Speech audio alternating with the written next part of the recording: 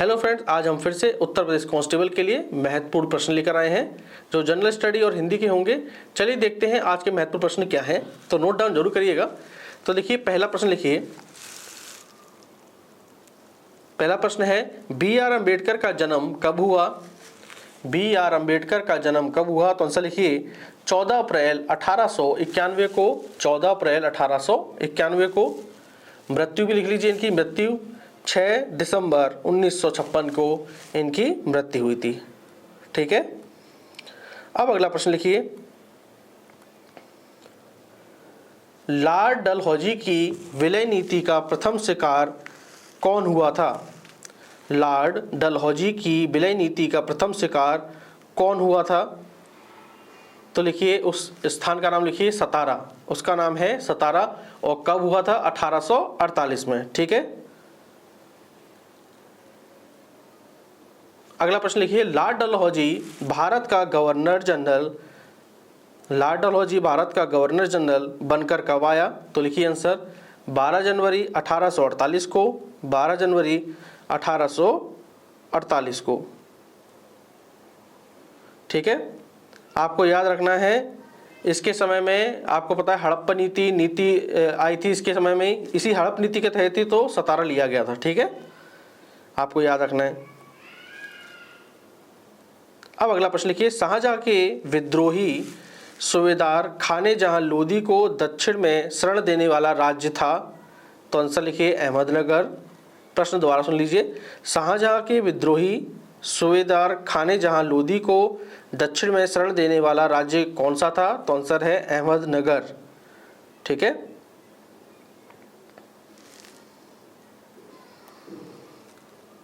अब प्रश्न अगला लिखिए। 1535 ईस्वी में पुर्तगालियों को दीव में दुर्ग बनाने की अनुमति किसने दी? 1535 ईस्वी में पुर्तगालियों को दीव में दुर्ग बनाने की अनुमति किसने दी? लिखिए आंसर गुजरात के शासकों ने। देखिए ये सभी प्रश्न महत्वपूर्ण हैं, हम बेसिक प्रश्न भी साथ साथ लेके चल रहे हैं और मॉडरेट लेवल पे भी प्रश्नों को लेके चलेंगे। ठीक है, तो आपको ये भी ध्यान रखना है। अगला प्रश्न है अलाउद्दीन के दक्षिण, लिखिए अगला क्वेश्चन लिखिए। अलाउद्दीन के दक्षिणी राज्यों पर किए गए आक्रमणों की सफलता का श्रेय किस सेनापति को जाता है? तो आंसर है इसका मलिक काफूर को जाता है। ठीक है, अब अगला प्रश्न लिखिए। कलिंग राज खारवेल के आक्रमण का सामना करने वाला सातवाहन शासक कौन था? तो आंसर लिखिए सातकर्णी प्रथम। सातकर्णी प्रथम। आपसे कई बार एग्जाम में पूछा गया है खारवेल किस वंश का शासक था? तो लिख लीजिए खारवेल चेदी या चेती भी आ सकता है एग्जाम में, चेदी वंश का शासक था। ठीक है, अब अगला प्रश्न लिखिए, महत्वपूर्ण प्रश्न है। नालंदा विश्वविद्यालय की स्थापना किस गुप्त शासक द्वारा करवाई गई थी? तो आंसर लिखिए कुमार गुप्त फर्स्ट के द्वारा करवाई गई थी। ठीक है, अगला प्रश्न लिखिए। प्लाज्मा झिल्ली किससे बनी होती है? तो आंसर लिखिए प्रोटीन व लिपिड की बनी होती है। प्रोटीन व लिपिड की बनी होती है। अगला प्रश्न लिखिए। लाइसोसोम के खोजकर्ता कौन है? तो आंसर लिखिए डी ड्यूबे। आंसर लिखिए डी ड्यूबे। ठीक है, एक प्रश्न और लिख लीजिए, एग्जाम में बनता है। लिखिए आत्मघाती थैली के नाम से किसे जाना जाता है? लिखिए आत्मघाती थैली के नाम से किसे जाना जाता है? तो आंसर नाम लिखिए उसका लाइसोसोम। ठीक है, दो बातें याद रखनी है आपको। लाइसोसोम की खोजकर्ता कौन है? तो आपको याद रखना है डी ड्यूबे, और आत्मघाती थैली के नाम से प्रसिद्ध है लाइसोसोम। ठीक है, अगर हम इसकी संरचना की बात करें तो संरचना होती है गोलाकार। ठीक है, अब अगला प्रश्न देखेंगे। हाँ ठीक है, एग्जाम में बन सकता है। सोडियम कार्बोनेट का रासायनिक सूत्र क्या है? तो लिख लीजिए Na2CO3। सोडियम कार्बोनेट का रासायनिक सूत्र है Na2CO3। ठीक है, आपको याद रखना है सोडियम कार्बोनेट को धावन सोडा भी कहते हैं। ठीक है, धावन सोडा बोलिए या वॉशिंग सोडा बोलिए, बात एक ही है। क्लियर होगी बात? अब अगला देखिए। कैंसर के उपचार में किस समस्थानिक का उपयोग होता है? तो आंसर लिखिए कोबाल्ट का उपयोग होता है। ठीक है, अगला प्रश्न है सतलुज नदी किस दर्रे में, द्वारा लिखिए, सतलुज नदी किस दर्रे से भारत में प्रवेश करती है? सतलुज नदी किस दर्रे से भारत में प्रवेश करती है? तो उस दर्रे का नाम बताना है, तो उसका नाम लिखिए शिवकिला दर्रा। शिवकिला दर्रा। नोट करके एक प्रश्न और लिख लीजिए, लिखिए नोट करके, सतलुज नदी मानसरोवर झील के पास स्थित, सतलुज नदी मानसरोवर झील के पास स्थित राक्षस ताल से निकलती है, राक्षस ताल से निकलती है।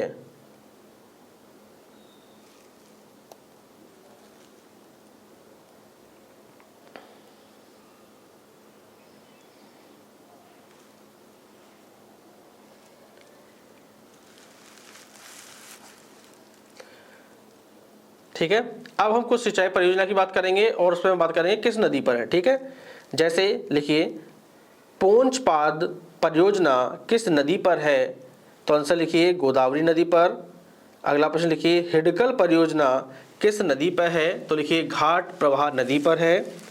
अगला प्रश्न लिखिए सोइल परियोजना किस नदी पर है? तो ये सोइल नदी पर ही है, तो ये आसान है। अगला प्रश्न लिखिए निम्मो बाजमो परियोजना किस नदी पर है? तो सिंधु नदी पर है। ठीक है, चलिए आगे देखते हैं। प्रश्न कह रहा है अगला कि कौन सी भूकंप तरंगें सर्वाधिक विनाशकारी होती हैं? तो आंसर लिखिए एल तरंगें सर्वाधिक विनाशकारी होती हैं। ठीक है, नोट करके लिखिए भूकंपीय तरंगें 3 प्रकार की होती हैं। भूकंपीय तरंगें 3 प्रकार की होती हैं, उन तीनों के नाम लिखिए पी तरंग, एस तरंग और एल तरंग। आपको याद रखना है एल तरंग सबसे ज्यादा खतरनाक होती है, विनाशकारी होती है। ठीक है, अब अगला प्रश्न लिखिए सूर्य से दूरी के अनुसार ग्रहों का नाम। ये एग्जाम में जरूर पूछा जाएगा, सूर्य से दूरी के अनुसार ग्रहों का नाम। तो लिखिए, सभी लिखवा देते हैं। लिखिए सबसे पहले आएगा बुध, फिर आएगा शुक्र, फिर पृथ्वी, फिर आएगा मंगल, फिर बृहस्पति, शनि, अरुण और फिर वरुण आएगा। ठीक है, अब अगला प्रश्न लिखिए, बहुत ही इंपॉर्टेंट प्रश्न है, इंपॉर्टेंट लगा लीजिए इसको। मंत्रिपरिषद में अधिकतम सदस्य संख्या विधानसभा की कुल सदस्य संख्या का कितने % हो सकती है? तो आंसर लिखिए 15% हो सकती है। ठीक है, 15%। ठीक है, और संख्या पूछे न्यूनतम संख्या कितनी हो सकती है? तो 12 लिखिए, ये इंपॉर्टेंट प्रश्न है। ठीक है, अगला प्रश्न लिखिए मंत्रिपरिषद की सदस्य संख्या का उल्लेख संविधान में नहीं था। लिखिए मंत्रिपरिषद की सदस्य संख्या का उल्लेख मूल संविधान, जब संविधान बना था उसमें उल्लेख नहीं था, लेकिन क्या हुआ 91वें संविधान संशोधन 2003 में मंत्रिपरिषद के आकार को परिसीमित करके अधिकतम और न्यूनतम सदस्यों का निर्धारण कर दिया गया। ठीक है, तो आपको यहाँ पर याद रखने वाली चीज है आपको कि मंत्रिपरिषद में अधिकतम सदस्य संख्या विधानसभा की कुल सदस्य संख्या का कितने % हो सकती है? तो आपको याद रखना 15%। ठीक है, और संख्या पूछे तो 12। अगला प्रश्न है भारत में आपातकालीन परिस्थितियों का सामना करने की विशिष्ट शक्ति किसके निहित है? किसमें निहित है? तो आंसर है आपको पता ही है राष्ट्रपति। ठीक है,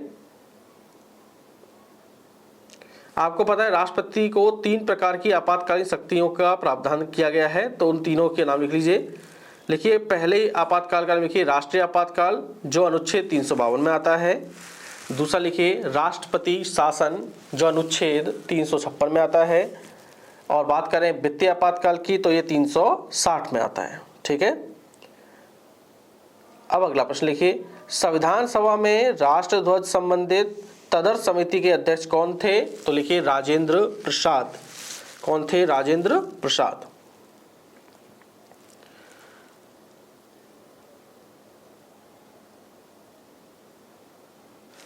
अगला प्रश्न लिखिए पंचायती राज प्रणाली में, बहुत ही इंपॉर्टेंट प्रश्न है, एग्जाम में जरूर आने वाला है।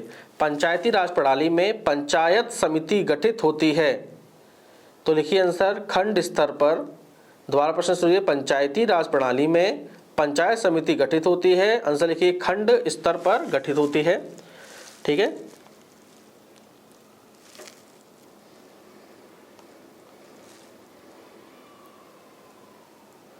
अगला प्रश्न लिखिए, वर्ष 2011 की जनगणना स्वतंत्र भारत की कौन सी गणना है? तो आंसर लिखिए 7वीं गणना है। ठीक है, 7वीं। और याद रखिएगा ये प्रश्न कह रहा है स्वतंत्र भारत से।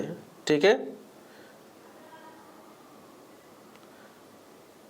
और जब से शुरू हुई थी अगर वैसे काउंट किया जाए तो 14। ठीक है, लेकिन स्वतंत्र भारत से 7, आपको ये याद रखना है।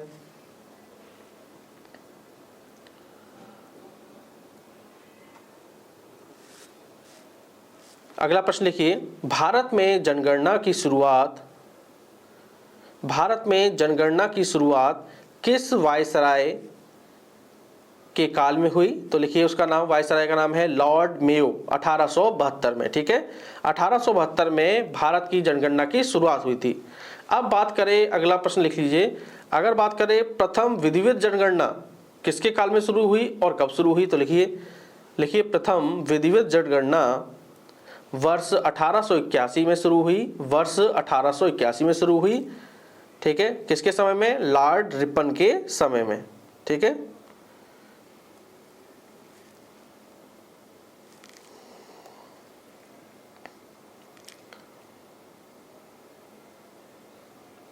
हाँ ये प्रश्न इंपॉर्टेंट है, लिख लीजिए, नीति आयोग की स्थापना कब हुई? लिख लीजिए 1 जनवरी 2015 को, 1 जनवरी 2015 को। इसे थिंक टैंक के भी नाम से जानते हैं। ठीक है, अगला प्रश्न लिखिए, राजघाट बांध किस नदी पर अवस्थित है? तो आंसर लिख लीजिए, उत्तर प्रदेश का प्रश्न है ये, यूपी जीके से प्रश्न बन सकता है एग्जाम में, आपको पता है।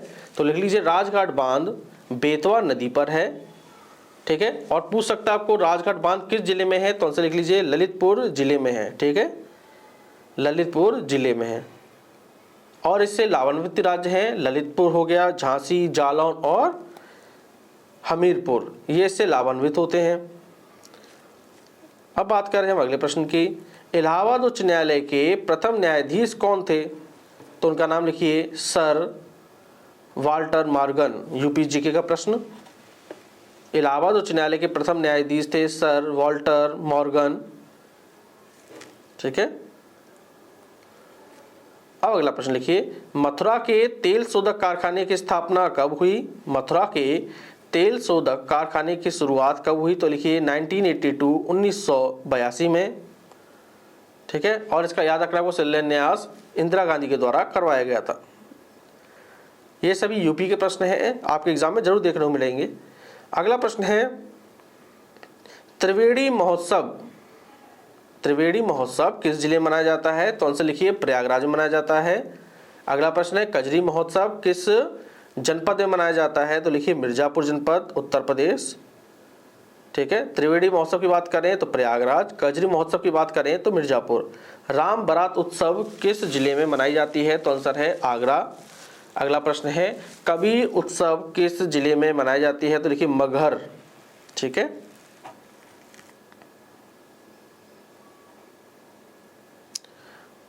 अगला प्रश्न है, उत्तर प्रदेश में कहाँ एग्रो प्रोसेसिंग जोन स्थापित है? तो आंसर लिखिए हापुड़। क्वेश्चन दोबारा सुन लीजिए, उत्तर प्रदेश में कहाँ एग्रो प्रोसेसिंग जोन स्थापित है? तो आंसर लिखिए हापुड़, वाराणसी, लखनऊ और सहारनपुर। ठीक है, अब अगला प्रश्न लिखिए, उत्तर प्रदेश सरकार द्वारा राज्य पोषण मिशन कब प्रारंभ किया गया? तो आंसर है 1 नवंबर 2014 को प्रारंभ किया गया। ठीक है, अगला प्रश्न है, कौन सा घराना कव्वाल बच्चा घराना के नाम से जाना जाता था? कौन सा घराना कव्वाल बच्चा घराना के नाम से जाना जाता है? तो आंसर लिखिए आगरा घराना। ठीक है,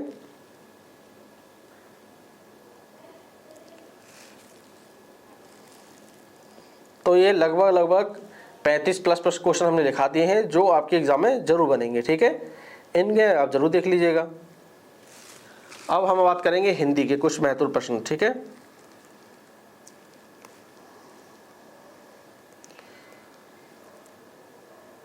इस वीडियो को आप बार बार देखिएगा और सारे प्रश्न आप नोट करिए, 100% आपके एग्जाम में यहाँ से पेपर में फंसेंगे, देखिएगा। चलिए, अब ये प्रश्न हिंदी का कर रहे हैं हम। तो पहला प्रश्न है, किस विकल्प में शुद्ध वाक्य है? चलिए देखते हैं। गलत, पहला प्रश्न है किसी और दूसरे से परामर्श लीजिए, किसी और दूसरे से परामर्श लीजिए। देखिए गलत है, तो सही वाक्य क्या होना चाहिए थे, किसी और से परामर्श लीजिए। ठीक है, तो आपको ये दोनों लिख लेने गलत। ठीक है, चलिए लिखिए, वाक्य लिखिए, सही बना के दिखाइएगा। नौजवान युवक युवतियों को आगे आना चाहिए, नौजवान युवक युवतियों को आगे आना चाहिए। सही है गलत है, तो देखिए आपको पता है गलत है, क्यों गलत है। देखिए या तो आप नौजवान लिखिए या फिर युवक युवतियाँ लिखिए, डबल रिपीट नहीं कर सकते आप। ठीक है, तो यहाँ से युवक युवतियों को हटा देंगे तो क्या लिखेंगे, नौजवानों को आगे आना चाहिए। क्लियर हो गई बात। अगला प्रश्न देखते हैं, आपको ये भी शुद्ध वाक्य वाला ही है। मेरे पास केवल मात्र एक कलम है, तो आपको पता चल गया देखते ही। देखिए केवल और मात्र एक साथ नहीं आएंगे, ठीक है, या केवल लगाइए या मात्र लगाइए। तो यहाँ से हम क्या करेंगे, मात्र हटा देते हैं।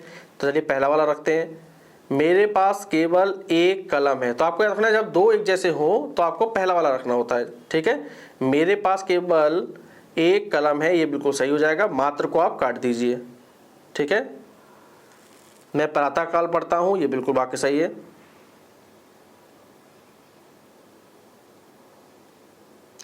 अब देखते हैं अगला प्रश्न।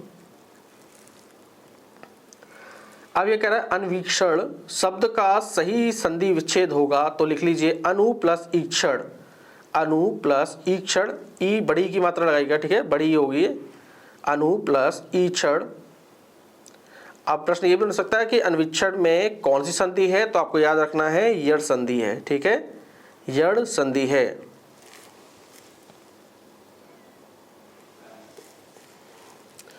अब अगला प्रश्न है, कह रहा है कि बताइए किसमें बहुब्रीहि समास है। चार ऑप्शन दिए हैं हमको। ठीक है, चलिए देखते हैं। तो देखिए आंसर लिखिए, बहुब्रीहि समास है जलज। लिखिए बहुब्रीहि समास का उदाहरण है जलज। ठीक है, जलज क्यों होगा, देखिए इसका विग्रह करोगे आप जलज का तो क्या हो जाएगा, जल में जन्म लेने वाला, जल में जन्म लेने वाला वो क्या है, कमल है। ठीक है, चलिए आगे देखते हैं, जलवायु में कौन सा समास है। देखिए जलवायु, जल और वायु। ठीक है, देखिए जब दो प्रमुख हो जाएं, देखिए जल भी प्रमुख है और वायु भी प्रमुख हो गया। ठीक है, तो आपको याद रखना है, तो इसमें द्वंद्व समास होगा। जैसे माता पिता हो गया, माता की भी प्रमुखता है और पिता की भी प्रमुखता है, तो इसलिए माता और पिता बिल्कुल सही है। ठीक है, तो आपको ये याद रखना है, द्वंद्व समास हो गया। अब अगला प्रश्न देखते हैं।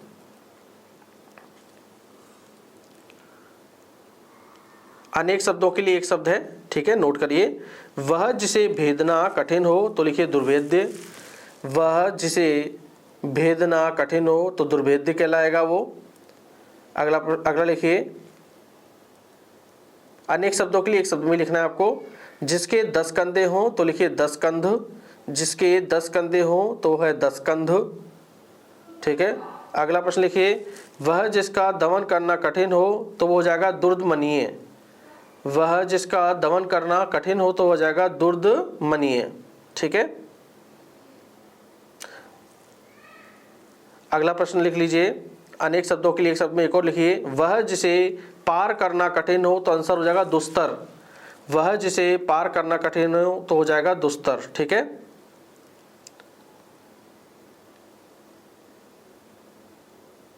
अगला प्रश्न है, कौन सा किरण का पर्यायवाची नहीं है, तो ऑप्शन दिए हमें म्यूख, मयूख, रश्मि, मरीचि और ज्योत्सना। तो आपको याद रखना है, किरण का पर्यायवाची नहीं हो सकता ज्योत्सना, क्योंकि ज्योत्सना होता है चांदनी का पर्यायवाची। ठीक है,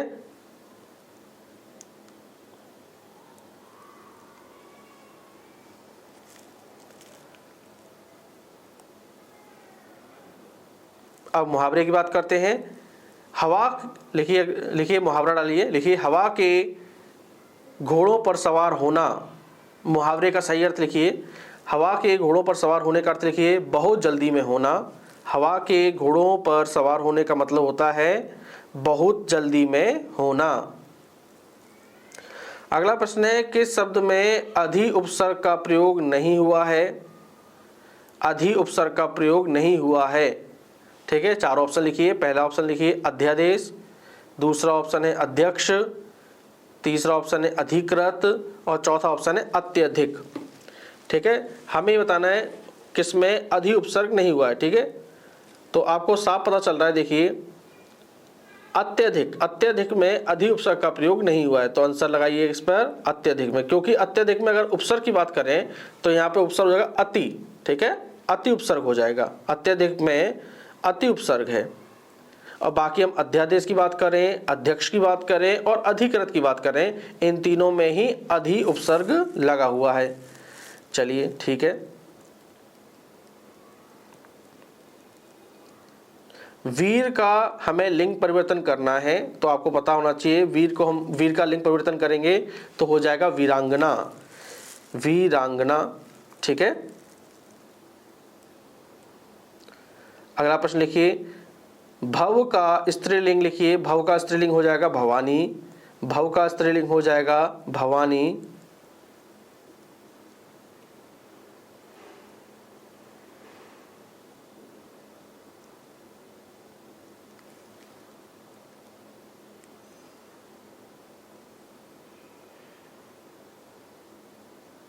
अगला प्रश्न लिखिए, तद्भव रूप में नकुल। ठीक है, ये कह रहा है प्रश्न अगला कि नकुल का हमें तद्भव रूप बताना है, तो लिख लीजिए नकुल का तद्भव होगा नेवला, नकुल का तद्भव होगा नेवला। ठीक है, क्या होगा, नकुल का तद्भव क्या होगा, नेवला होगा। ठीक है,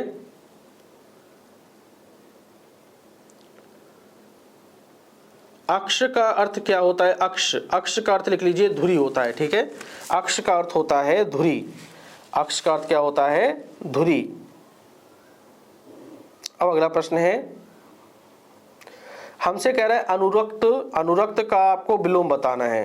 ठीक है, तो अनुरक्त का विलोम हो जाएगा विरक्त, लिख लीजिए अनुरक्त का विलोम है विरक्त। अब मुहावरा लिखिए, चलिए बताइए, बालू से तेल निकालना, मुहावरे का क्या अर्थ है, बालू से तेल निकालना, तो आंसर लिखिए इसका असंभव कार्य करना। बालू से तेल निकालने का मतलब होता है असंभव कार्य करना। ठीक है, अब हम लोकोक्ति की बात करेंगे, लोकोक्ति भी एग्जाम में आएगी, तो लिख लीजिए, एक नागिन अरु पंख उगाई, एक नागिन अरु पंख उगाई, पंख लगाई। लोकोक्ति का सही अर्थ क्या होगा, तो लिख लीजिए, अर्थ लिखिए इसका, एक दोस्त के साथ, एक दोस्त के साथ दूसरे का जुड़ जाना। ठीक है, एक तो नागिन ऊपर से पंख। ठीक है, तो आपको याद रखना एक दोस्त के साथ दूसरे का भी जुड़ जाना। ठीक है, वर्तनी शुद्धि आई है। ठीक है, तो आपको देखिए कह रहा है किस शब्द की वर्तनी शुद्ध नहीं है।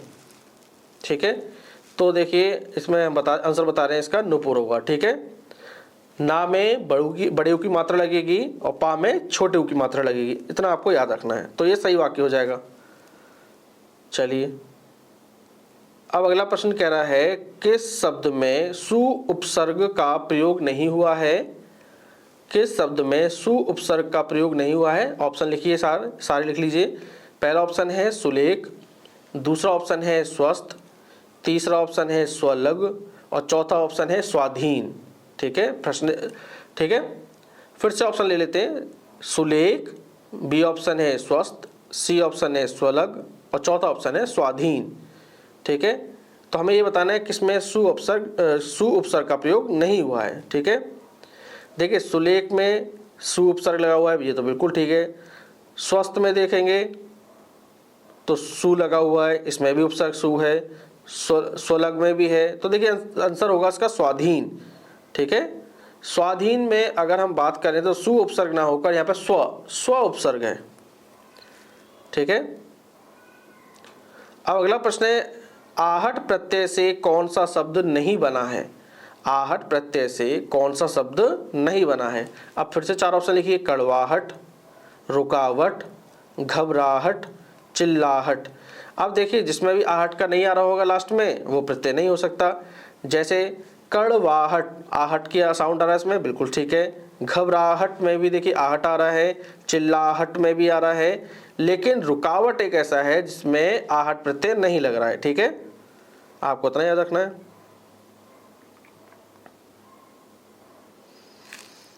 अब अगला लिखिए प्रश्न, हमसे कह रहा है कि दवाई का बहुवचन बताना है।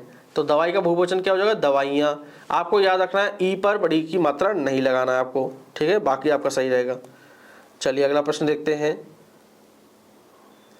अगला प्रश्न है कि निम्नलिखित शब्दों में कौन एक पुल्लिंग शब्द नहीं है। निम्नलिखित शब्दों में कौन एक पुल्लिंग शब्द नहीं है। तो आप सारे ऑप्शन लिखिए, संकल्प, बी ऑप्शन है चक्रव्यूह, सी ऑप्शन है मृत्यु और चौथा ऑप्शन है उत्साह। आपको बताना है कौन सा पुल्लिंग शब्द नहीं है, ठीक है।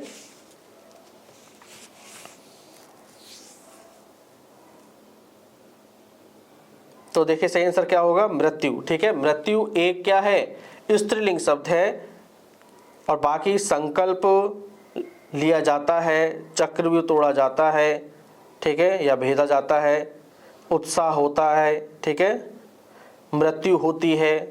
तो होती है यानी कि ई की मात्रा आ गई, यानी कि ये स्त्रीलिंग हो गया। तो आपको याद रखना संकल्प, चक्रव्यूह और उत्साह ये तीनों हो गए पुल्लिंग और मृत्यु आपके स्त्रीलिंग है। याद रखिएगा इस बात को एग्जाम में। अगला प्रश्न है वर्षा का बहुवचन बताइए। तो आपको याद रखना वर्षा का बहुवचन कुछ नहीं होगा, वर्षा का बहुवचन वर्षा ही रहता है, ठीक है, ये बात आपको याद रखनी है। चलिए अगला देखते हैं, कारक चिन्ह, ठीक है, से प्रश्न आ सकता है एग्जाम में। जिसे देखता हूं वही स्वार्थी निकलता है, कौन सा कारक प्रयुक्त हुआ है। जिसे देखता हूं वही स्वार्थी निकलता है।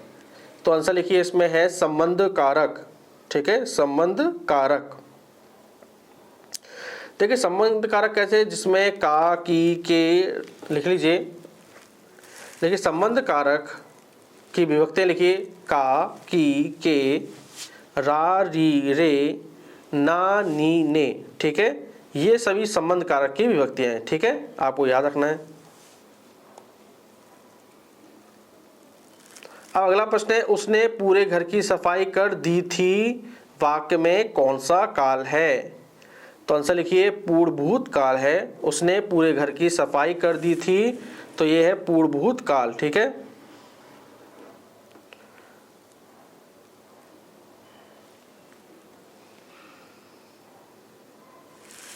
आपको यह प्रश्न बन सकता है कि भूतकाल के कितने उपभेद हैं। तो आंसर लिखिए, भूतकाल के 6 उपभेद हैं।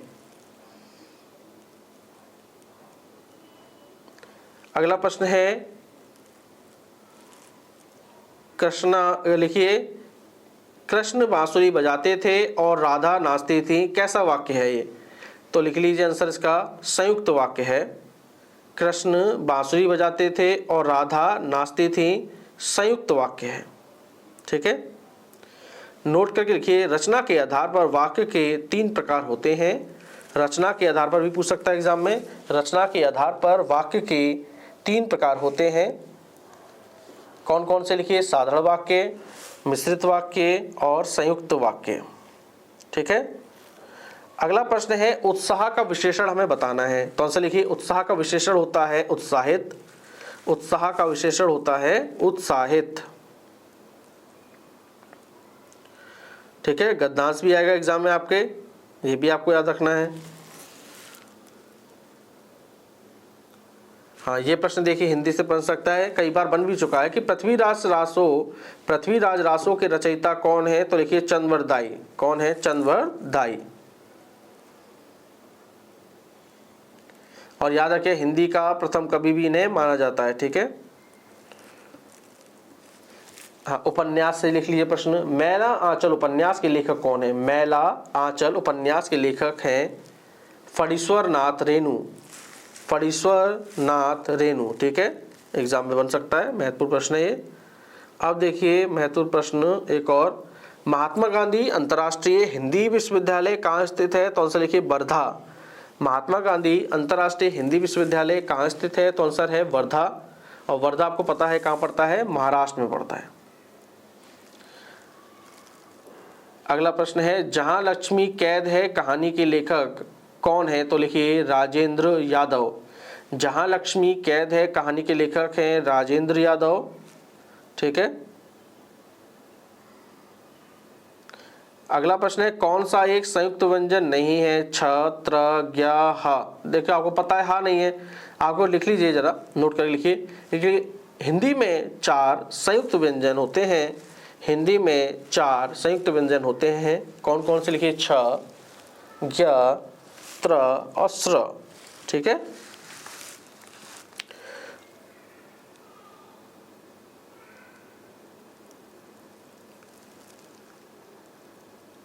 अगला प्रश्न है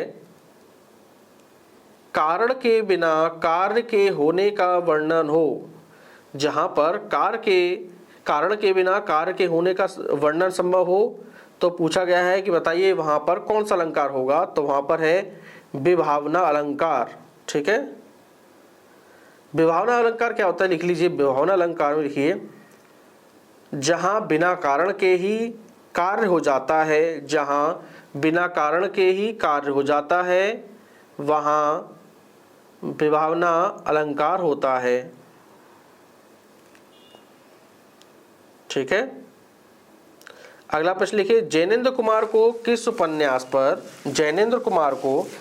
उपन्यास पर साहित्य अकादमी पुरस्कार प्रदान किया गया? तो आपको पता है मुक्ति बोध। ठीक है, मुक्ति बोध। और कब? लिख लीजिए 1966 में। ठीक है, तो दोस्तों आज की क्लास में हमने महत्वपूर्ण जीके के प्रश्न और हिंदी के प्रश्न हमने कंप्लीट कर लिए हैं। हम कल आपके लिए फिर से एक बहुत अच्छी सीरीज लेकर आएंगे 2000 प्रश्नों की, जो बेसिक प्रश्न होंगे। इनमें भी आप जरूर करिएगा एग्जाम से जाने से पहले। ठीक है दोस्तों, आपसे रिक्वेस्ट है अगर आपको आज की क्लास पसंद आई हो तो प्लीज़ इस चैनल को लाइक करें, शेयर करें और सब्सक्राइब जरूर करें। हम डेली बेसिस पर आपके लिए इसी तरीके से महत्वपूर्ण प्रश्न जीके, हिंदी, यूपी जीके और करंट के लाते रहेंगे। चलिए अब मिलते हैं अपनी अगली क्लास में। Thank you.